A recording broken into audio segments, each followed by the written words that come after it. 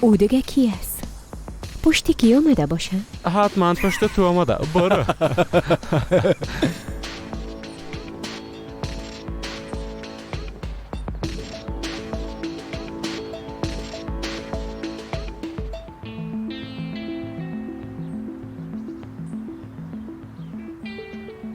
چی دانتان واز مانده؟